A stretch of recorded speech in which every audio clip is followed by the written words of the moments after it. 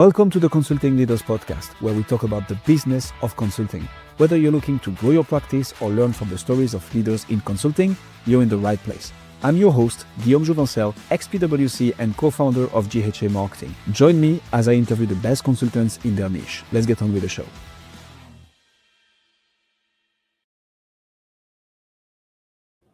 Elena, welcome to Consulting Leaders. Happy to have you. Thank you so much for having me. I'm really excited to be with you. It is my pleasure.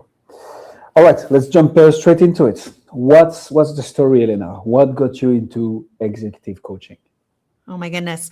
Well, executive coaching in particular came after 5 years of being in the coaching world and finding the niche.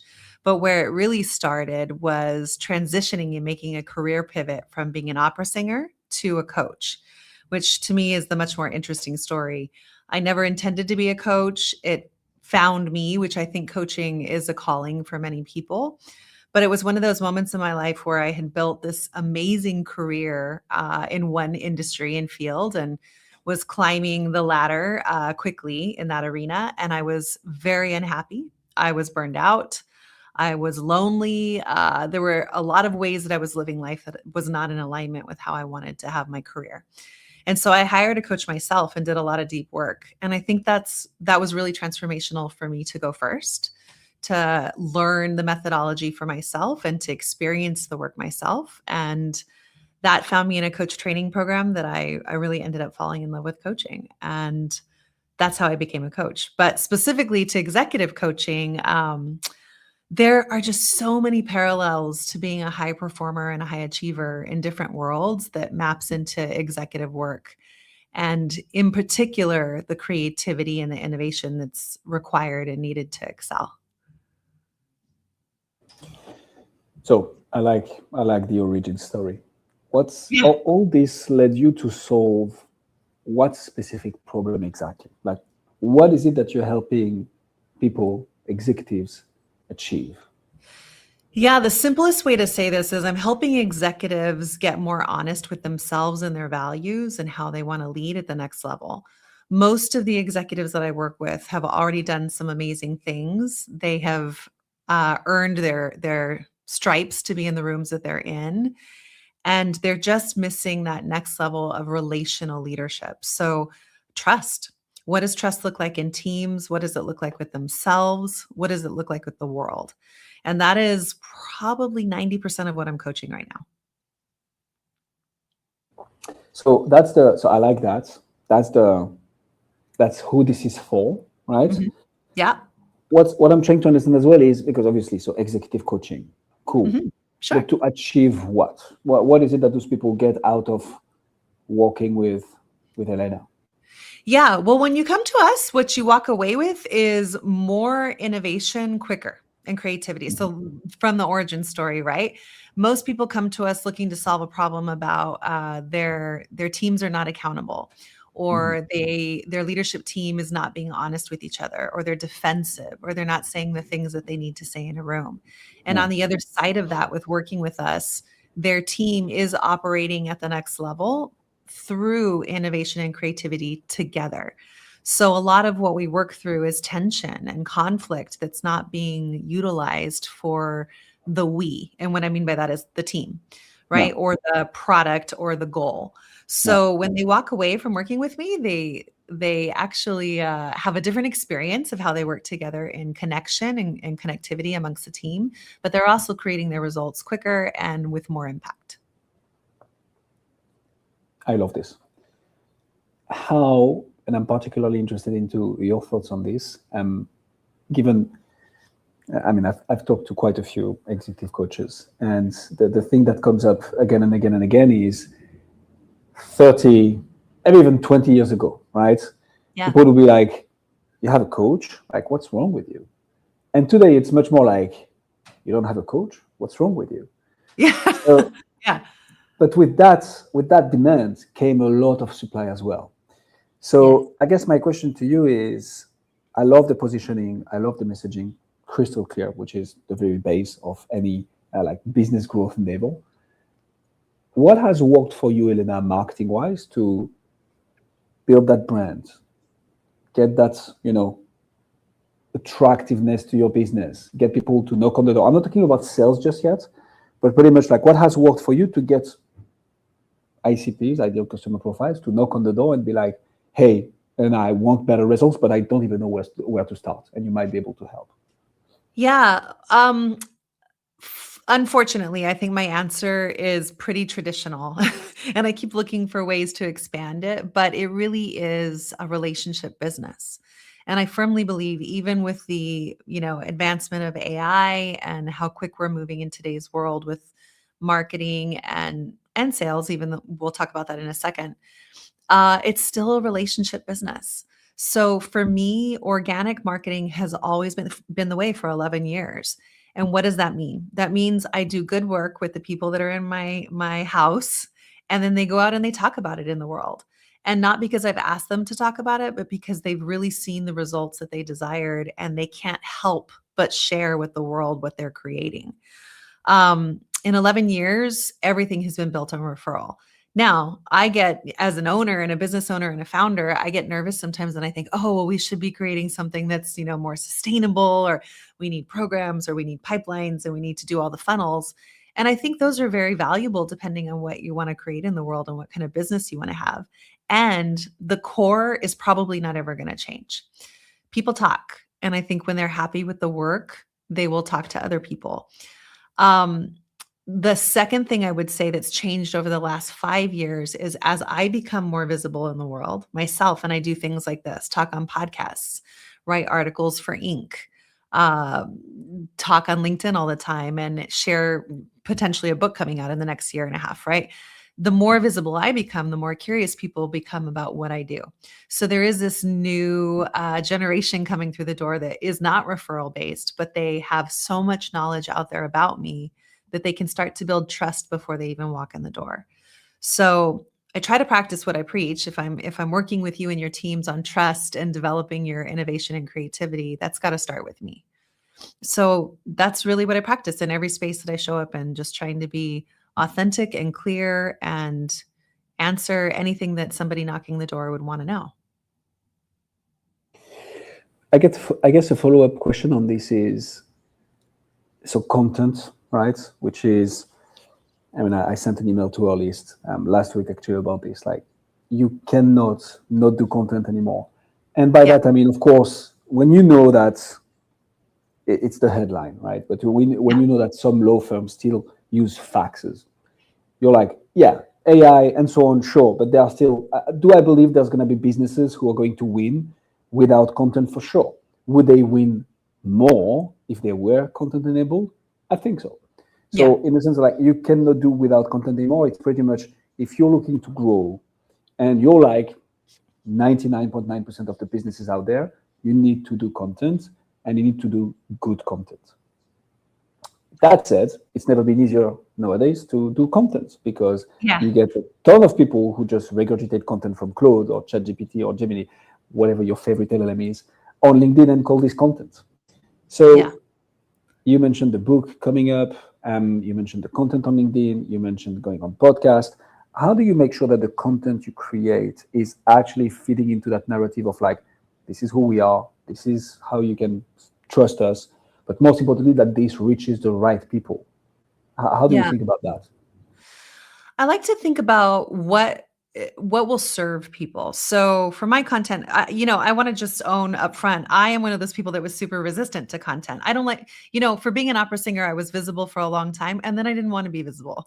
And to your point, that's not actually possible in today's world to continue to build a business. So I fully agree with you around content being the name of the game of the future. And now, and I had to learn what was I comfortable being seen in fully, because for me, remember, trust, authenticity is my game. And amidst all the noise that I see out there online, am I willing to create from a place that still feels real to me? And to be able to say something that people don't agree with, to be able to have a point of view, and also to still be in connection with people that don't think like me. That is more of my commitment and my values to the world. So that's where I start. What are my values? What's my commitment to the world? And how do I want to serve? And really, when I mean serve, I mean support with education in the world about what I do and who I am in the world. That's first and foremost. The second piece is from fun, because here's the other part of content that I think people don't talk about that are maybe in my lane is if it's not fun and it's not something that I want to be doing, I'm probably not going to do it. Like I'm at a point in my life, I'm 45 years old. I've run 3 companies at this point. If it doesn't have an experience that I'm having in myself in it for you as well, then it's not entertaining to me. So that's the second layer that I think of when I'm creating it. And I think it's really important that you think about what the content is supposed to be sharing, especially if you have your own business online. I'm thinking about Emma Grede right now in her new book and how much heat she's getting about the things she's talking about visibility in particular. And my whole business is online and at home. So I work from home. And I have to be seen if I want to be known in the world. Like I don't have an office to go to where you can come visit me as a client, right? We are going to do things online together. So what's the online world that you want to create that is also an experience for you because you're the one living in it? That's where I would start thinking about content from. Amen to that. I'm going to double down on a few things that you said here, Elena, because I think it's so important. We always start when we try to think about content is the who, like who this is for in the first place. Back to your point around how do I make this valuable? I couldn't agree more, and I would double down on and who we make this valuable for, in the sense of in an ocean of content out there, and I'm not talking to you specifically, Elena, but people listening to us right now, when you think about your content strategy, like who are you targeting? And the more narrow you can be to begin with, the better. Like you want to own a niche and then expand eventually. So what is it that they care about?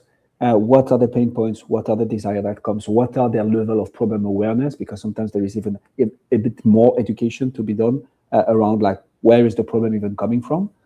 I think when you manage that, like when you stop talking only about the things that you know, that you care about, that you are an expert on, and that you match this with what will actually, your ICPs actually want to consume, this is where you get a winning content strategy. And then you have to show up and do a lot of it for a long time, which is something that you that's the part that I still need to work on, my friend. Consistency. That's my Achilles heel. And that's the painful part. But yeah, you described the playbook perfectly. Tell me how you move from all that to a conversation, a sales conversation, an SOW, a letter of engagement, we rock and roll. What does sales motion look like for Elena? Sales for me, I try to, again, stick to my values, which is authenticity, trust, connection, leadership, right?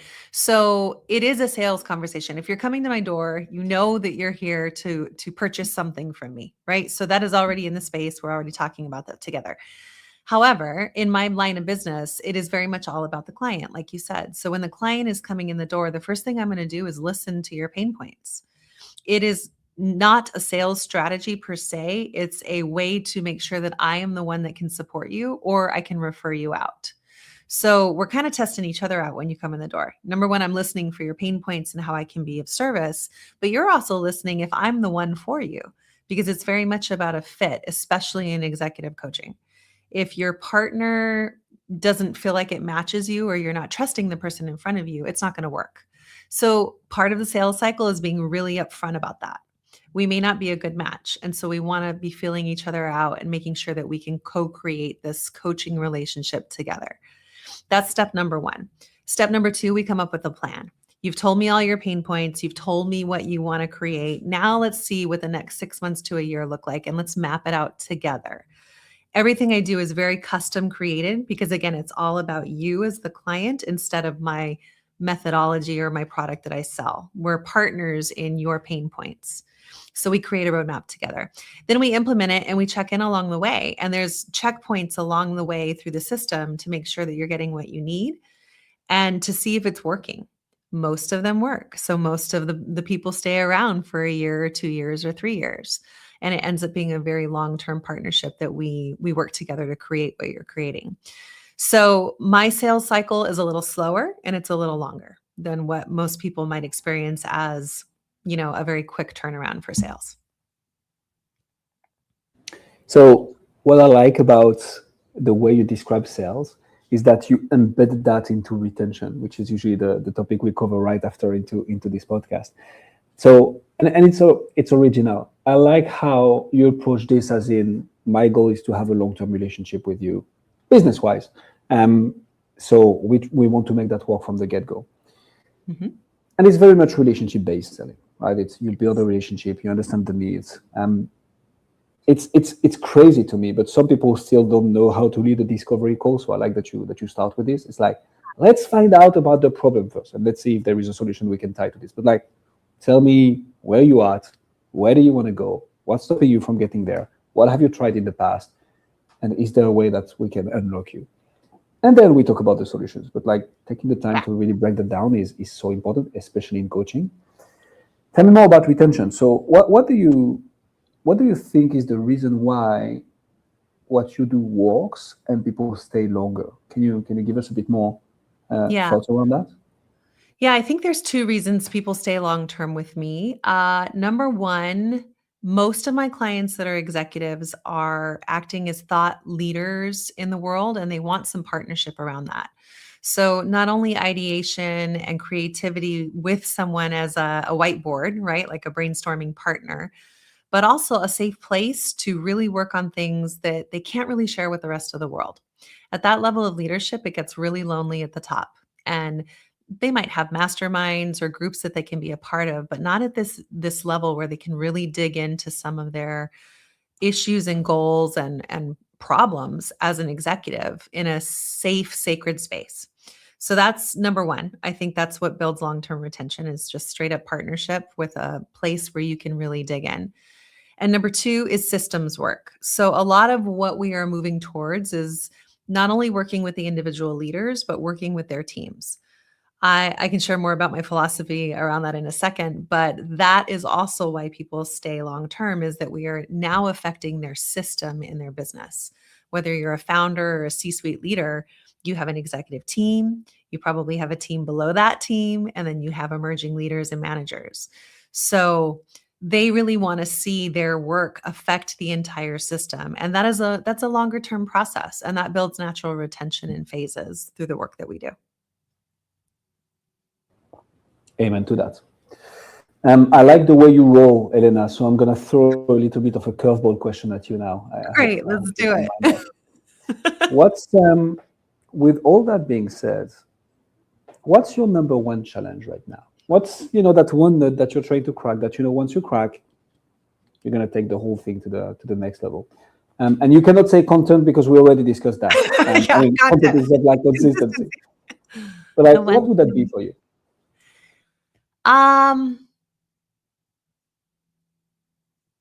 You know what? I really do this. It's content adjacent, so it might be a little bit of a sidestep, but I really do think it's about visibility. If we can crack visibility for the C-suite collective, I think that we are going to rock.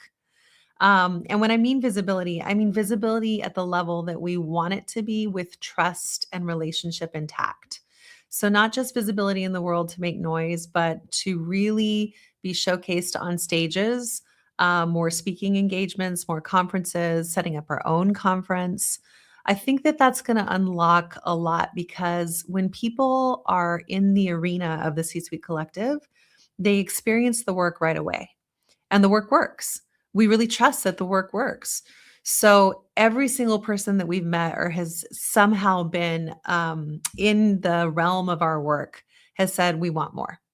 So to me, this is capitalizing on visibility and expansion, and not being afraid of how quick that might go. Because we tend to lean back in a conservative mindset of let's grow organically and slowly so that we can have, that sometimes I think for founders, that's code for control, as opposed to letting the business breathe the way that it was intended to breathe, which is probably faster than we're ready, and being okay with that uncomfortableness. And that uncomfortability factor, I think, is what every executive leader we work with deals with. So it's again, practicing what we preach at the next level so that we can also be in lockstep with our partners. So it's a nice walk around. I like it, Elena. And I mean, I'm fine with it. I'll just say I feel what's more and more important to you is building those relationships and then showing proof of the work and that it works. Like I'm just noting the community, right? For instance, the Yeah. conference, the collective.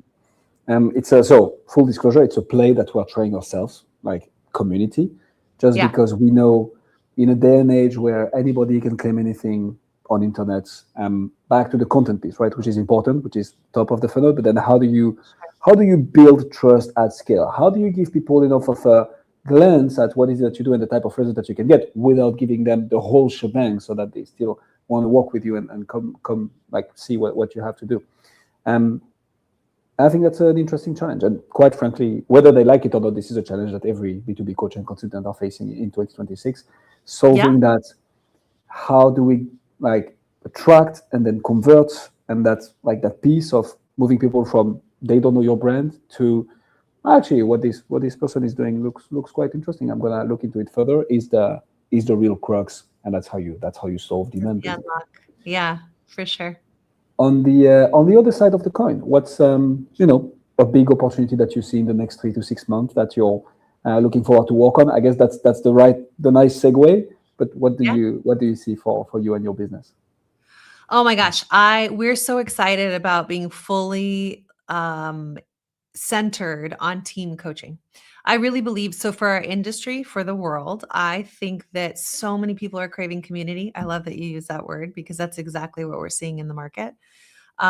With AI moving as fast as it is, we're seeing a lot of people get scared. And it's so funny. In the last probably 2 weeks, I've been in rooms where every single room used the word authenticity and connection, but didn't really know how to do that. And so for us, it's that connective tissue in between teams, in between cross-functional work in the organization and the world. And so we are really all in on team coaching and really coaching the system. So yes, we will still work with individual leaders one-to-one. And I think that's important, especially at a C-suite level, that you have your own coach. But more importantly, outside of the one-to-one level, is that you're getting team coaching. Because we're not going to see the impact we want to see in the world as we all deal with the new, AI revolution that's happening if we're not connected in a more community-based mindset. So we're excited. We launched it last year. We're refining the methodologies right now. We have all the research to support it, and we're really excited to be out there doing more of it. It makes us really want to show up to work and contribute to the world at this point. Elena, ladies and gentlemen, Elena, if people want to find out more about you, see what you do, where should they go? Oh my gosh, you should come to the c-suitecollective.com. That's our company that's all about team coaching. If you want to know about me personally as a coach, elenaarmijo.com. That's my personal website. And you can find me anywhere on LinkedIn and Facebook and Instagram too. We'll put all the links in the description. I can say one thing for sure is that you've gained at least one new connection on LinkedIn out of this interview. Me, I just added you. Elena, thank you so much for coming on Consulting Leaders. Thank you so much for having me. It was a pleasure. Thanks for joining us on this episode of the Consulting Leaders podcast. We hope you learned valuable lessons on how to grow your practice and take your business to the next level. Make sure to subscribe and leave us a review wherever you're listening to this show so you never miss an episode. To apply and be a guest on the show, click the link in the description. See you next time.